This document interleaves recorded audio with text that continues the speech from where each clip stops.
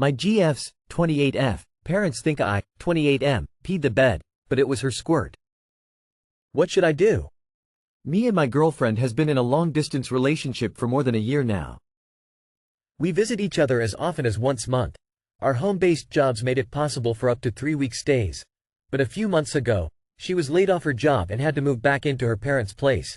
She got a part-time job shortly after. Whenever I'd visit their place, I'd pay my respects to her parents, eat lunch with them and stuff, and then we'd check in for a night or two at a hotel. But during my recent visit, we decided to just stay at their place to save money.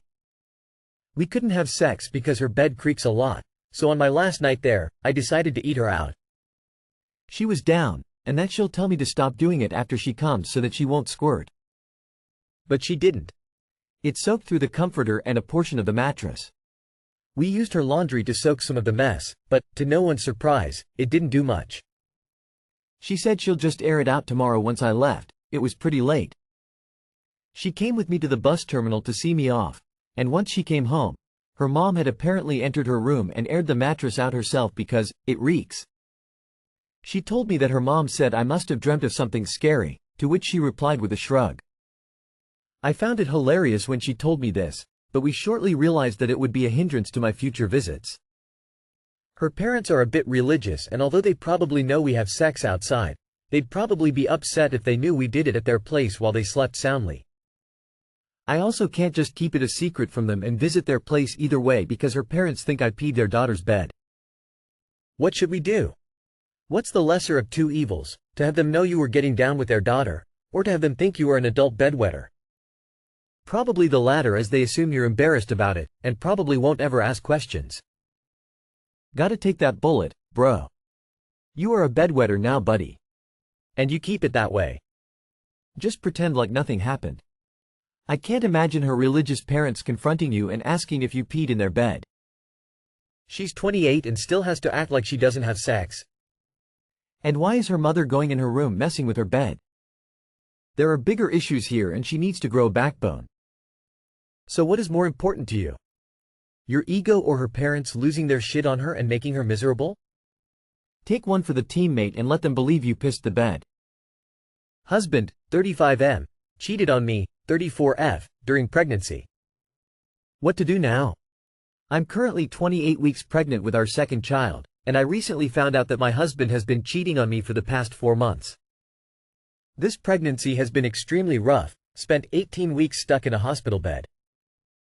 It was a terrifying and lonely experience, constantly worrying about our baby's health and the strain it put on our family. When I finally came home, I began noticing changes in my husband's behavior that sent alarm bells ringing. He grew distant, always on his phone and working late into the night. At first, I tried to attribute it to the stress we were both under, my prolonged hospital stay, the financial pressures, and the impending responsibilities of parenthood. But deep down, I knew something wasn't right. One evening, his phone buzzed with a message from a woman I didn't know. Curiosity got the better of me, and I clicked on it. What I found: flirtatious messages, plans to meet up, and intimate photos. I decided to confront him, and at first, he denied everything, dismissing my concerns as pregnancy hormones and paranoia. But when I confronted him with the evidence, he confessed without an ounce of remorse.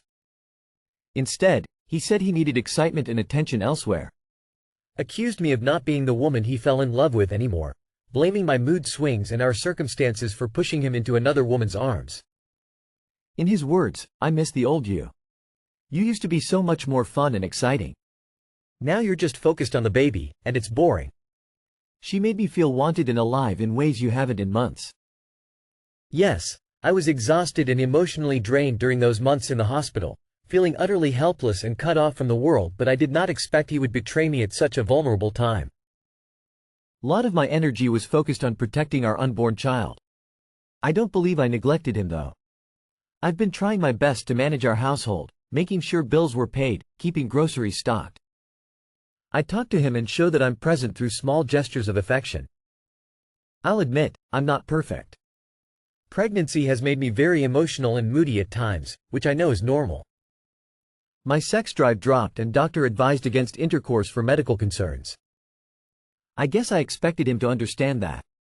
I'm just so overwhelmed, stressed, sad, numb, and anger all at once.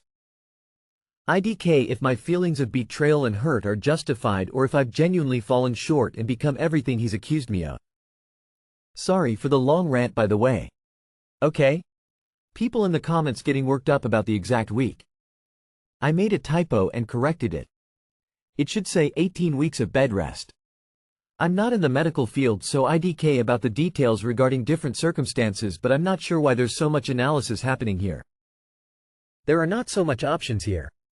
Your husband is an ass and a narcissist. He wasn't able to refrain his sexual urge for 6 months and is blaming you although you were pregnant. Gather as much documentation as you can and FLE for divorce. I know it can be frightening because you'll be a single mother with 2 childs to take care of, but you can't stay with him for your mental health. What do you do now? Well, you can stay and be cheated on or you can leave and file for child support. He has no remorse, so he's going to continue. He already has resentment for his unborn child. It'll get worse once it's here and you have to focus on your first and a newborn. I mean he can do the, I'm sorry it'll never happen again, and you can, forgive and try again. But you'll never trust him again. We'll be wondering what's on his phone, who he's with when he's not home, who's he talking to at work. But it's your decision on what you want to put up with. Anyone who cheats on their wife while she is carrying their child has no sense of moral.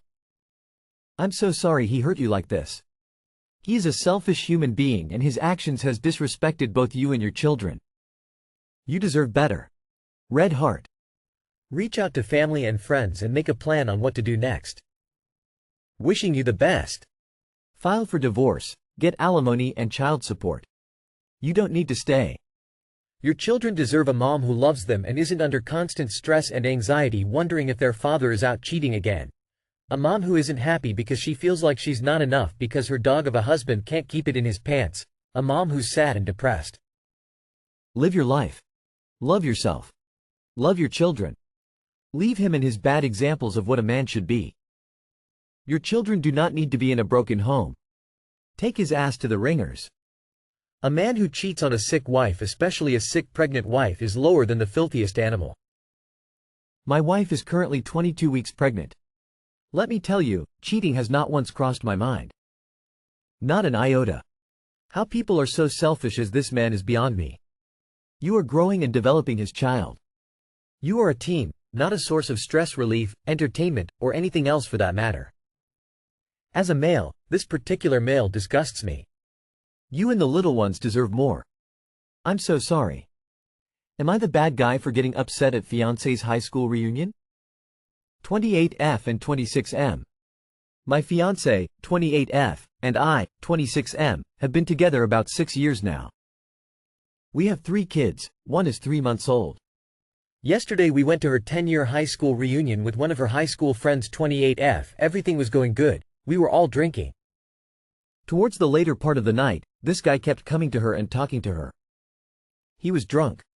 I thought nothing of it. After all, she probably hasn't seen most of these people for 10 years. I could see that he was being flirty and not just with her but with many other girls at the reunion. Anyways, it all went south when my fiancé went to use the bathroom. Her friend and I waited for her and she didn't return for a long time. Her friend mentioned to me, she must be talking to someone. So we went to look for her and when we found her, I saw her talking to the same guy and she was allowing him to sip out of her drink. This got me really upset and I told my fiancé that I wanted to go home. She began asking why and I told her that I didn't like that she kept entertaining that guy and that she allowed him to drink from her cup. She then went off on how I'm insecure and I need to grow up. She said my feelings weren't valid.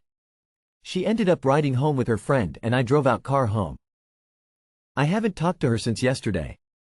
How should I handle this? Should I take this as a sign that she doesn't care about me? Was I overreacting? 3 kids, drinking and driving. Dude, grow the F up and stop having kids. All drinking and driving? You're all a mess. Grow up. Drinking and driving? Not good. You have children at home. You should be more responsible. You're 26 and have 3 kids already? And you drive drunk? Bad decision making all the way around. You don't leave your fiancé to go talk privately to another guy who's been flirting with you. You don't share drinks. No way to know if he put something in it. You don't gaslight your fiancé when he confronts you with concerning behavior. I'd be worried about her, my friend. She then went off on how I'm insecure and I need to grow up. She said my feelings weren't valid. This is the classic behavior of someone who is at fault and is slightly aware of it, in an attempt to project it to someone else. My 28F, mom, 50F, married my abuser and made my life hell. How do I forget this? When I, 28F, was 16, 10-ish years ago, my mom's, 50F, then boyfriend now husband, 55F, abused me after I went to check if he was hitting my mom during a bad fight they had. He just attacked me, out of convenience probably, spat in my face, drew my pants down and told me he'd rape me. He stopped when my mom threatened to kill herself. The day after I came home from school they were cuddling on the couch and ignoring me, and ever since I've hated my mom with a passion but also love her and feel bad for her for being in an obviously emotionally abusive marriage. Ever since I cut her off once for 6 months, but it was too hard and we reconnected. I also moved to a diff continent and only visit once a year. She still gets mad at me for bringing it up or not attending family events because, what will relatives think of her daughter never showing up anywhere despite being in the country? Years later I had mental issues as a result of this and other problems in my life and ended up telling the family, my mom's brothers and sisters and parents etc., about the abuse I endured as a teen, and they kinda shrugged it off and told me to forgive as no one is perfect and move on and focus on my own life. Now I feel uncomfortable for some reason attending family events or even just gatherings when I'm here visiting and just stay in my room. It's actually so bad to the point where I sometimes think maybe that memory is not real and I made it up, but my brother was there too and witnessed it all. Family sucks sometimes. I hate acting like a victim ever, but that shit really hurt me so deeply. Now the question is, how should I go about reconciliation with family, if at all? Also, I hate her so much. Especially now that I'm back, I feel so triggered by her and can't stand her, but try to be grateful that I still have a mother. You are not obliged to forgive anyone anything, even if it is your family. Them telling you that you have to forgive it because no one is perfect is in reality them telling you to shut up and suffer in silence. Your pain from being physical and sexually abused is an inconvenience for them. They don't care because as long as you are quiet, they do not have to reflect on their own failure. I would recommend to seek out a therapist and to cut your family of at least for the foreseeable future. Without that, you will hardly be able to heal. She is no mother. Just leave her be. She is not worth your time. She wasn't a mother, she didn't protect you. Rather, she enabled the abuse. That's why you hate and resent her, you deserved so much better. As others said, therapy can help. Also might help reading the book Adult Children of Immature Parents. You are very justified in your feelings despite your family gaslighting. I'm sure they wouldn't feel that way if it happened to them, but clearly have shown they don't care that it happened to you. Grieve the loss of the family you never had, work on your self-worth, and take the time to decide how to best protect yourself from your family. I hope you find healing. I have a mom who enabled my abusive stepfather. Throughout my childhood I would feel sorry for her and make excuses for her. All my anger was geared towards my stepdad, the one inflicting the pain. Physical abuse, mom saw it. Sexual abuse, I told her, but she called me a liar. Having my first child was a wake-up call for me. I thought to myself, all the things she did to me, I would never do that to my child. I knew I had to cut her out of my life. I didn't want her around my baby. I'm 5 years in and my mental health is better than ever. I'm the happiest I've ever been. Put yourself first. You matter. I hope you realize this sooner than I did. Would have saved me so much heartache. You're not acting like a victim. You were a victim. What you went through and witnessed was horrible. I'm so sorry. Live your life the way you want to. Don't let family guilt you into visiting and accepting crap. Set some firm boundaries and see if you can get some counseling. I went very LC with my mom. She has Alzheimer now, but I don't care. She was horrible, and she was with a horrible, disgusting man who abused my little sister.